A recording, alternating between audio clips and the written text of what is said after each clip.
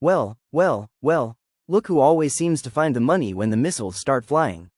While the public gets fear, funerals, and gas spikes, the people around Trump get a front row seat to the cash register. And the nastiest cabinet money story on the board right now belongs to Pete Hegseth. Reuters reported that his broker allegedly tried to move money into BlackRock's defense ETF before the Iran strike. The deal didn't happen, and the Pentagon says the story is false, but that kind of smoke is exactly why senators started circling.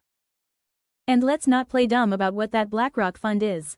BlackRock's own page says the ETF is built around companies expected to profit from increased defense and security spending.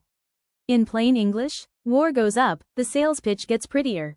ABC also reported Hegseth is barred from owning shares in several major defense contractors under Department of Defense ethics rules. That is why this story hit like a brick. Now, here's the lawyerly fine print. I am not saying there's a proven cabinet-wide war profiteering club. The public record I checked does not support that.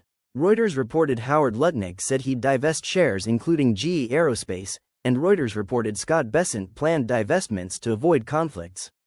So the cleanest documented cabinet mess is still Hegseth, and that's bad enough. But if you want the full tabloid nightmare, step outside the cabinet and look at the family. AP reported that a company backed by Donald Trump Jr. and Eric Trump is pitching drone interceptors to Gulf states while those same countries are under attack in a war launched by their father. You do not need a conspiracy board for that one. You just need eyes. And while all that ugly money stink hangs in the air, Trump keeps selling the country a victory fairy tale. Reuters documented at least two big, loud victory-style boasts from Trump himself.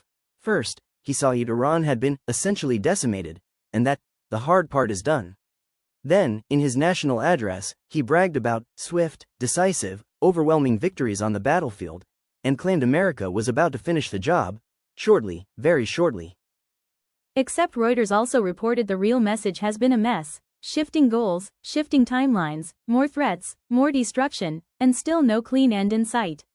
So what's the pattern? Simple. Trump sells triumph. The markets get rattled, the public gets uncertainty, and the people nearest the machine keep ending up way too close to the money. That is not peace through strength.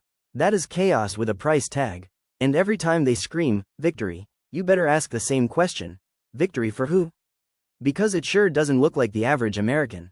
Get your hands out my pockets.